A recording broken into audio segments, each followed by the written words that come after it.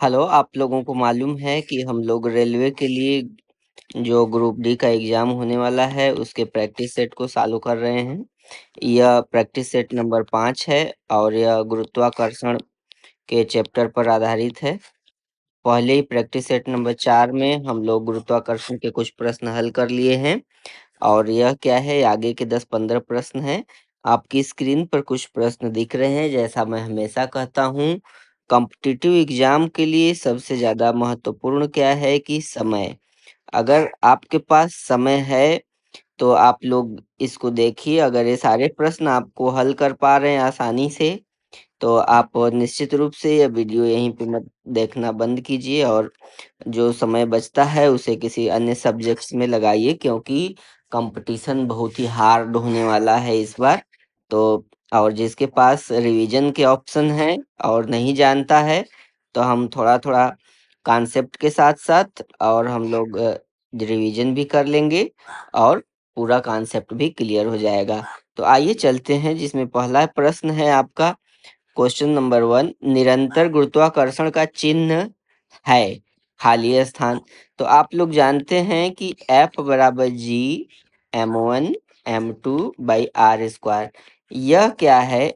इसे निरंतर गुरुत्वाकर्षण कह लीजिए, या फिर आप इसे सार्वत्रिक गुरुत्वाकर्षण नियतांक कह लीजिए, या फिर गुरुत्वाकर्षण नियतांक कह लीजिए।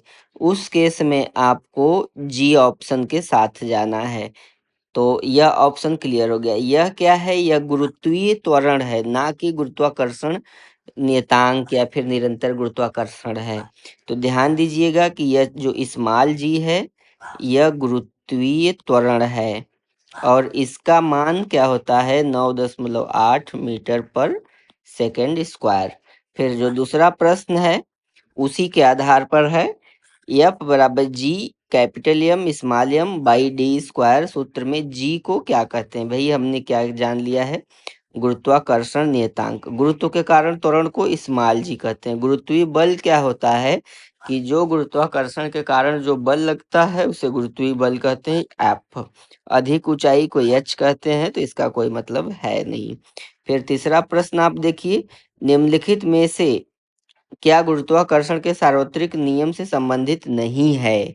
नहीं है। अब ध्यान दीजिए कि गुरुत्वाकर्षण से नियम से संबंधित नहीं, वह बल जो हमें पृथ्वी से बांधे रखता है। भाई यह पृथ्वी है, अर्थ, और इस पे हम खड़े हैं, तो निश्चित रूप से हमारा भी कुछ द्रव्यमान है और पृथ्वी का भी द्रव्यमान है। तो बल F बराबर G m m1 by r square. हमारे और इसके केंद्र के बीच में कुछ दूरी भी है, तो यह संबंधित है।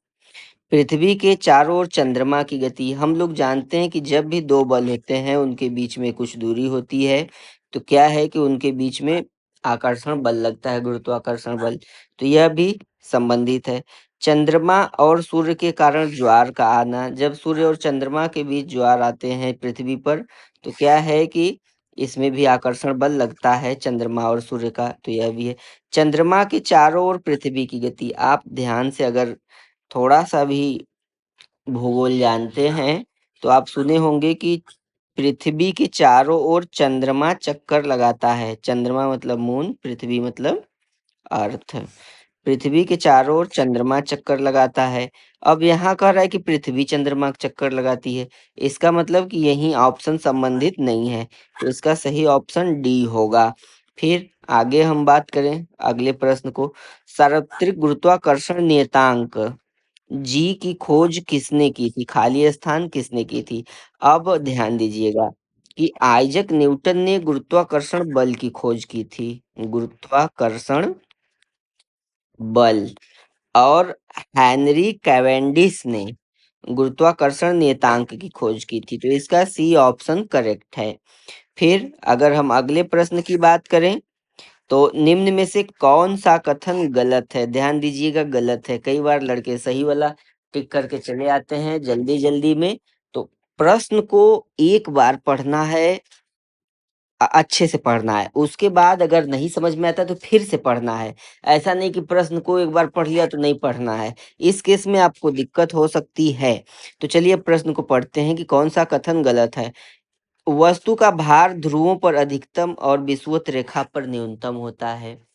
बी, वस्तु का भार ध्रुवों पर न्यूनतम और विषुवत रेखा पर अधिकतम होता है। सी, पृथ्वी के केंद्र पर वस्तु का भार शून्य होता है। डी, वस्तु को अधिक ऊंचाई पर ले जाने पर उसका भार कम हो जाता है। अब इसका उत्तर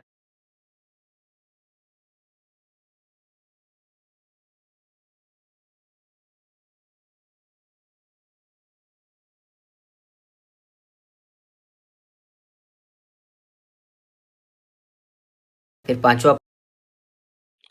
अब ध्यान दीजिए आप कि इसमें थोड़ा-सा भूगोल भूगोल का भी कॉन्सेप्ट है। यह आपकी पृथ्वी है। अगर आप जानते हैं तो यह क्या है? विषुवत रेखा है। विषुवत रेखा। और यह क्या है?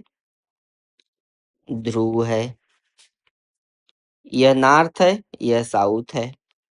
अब ध्यान दीजिए, यहाँ से यहाँ की दूरी कम होती है और यहाँ से यहाँ की दूरी ज़्यादा होती है। अब गुरुत्वीय बल का हमने क्या सूत्र पढ़ा है? Gm/r²। तो अब ध्यान दीजिए कि r जहाँ पे ज़्यादा होगा, वहाँ पे F का मान कम होगा। यह जैसे बढ़ा, F वैसे घटा।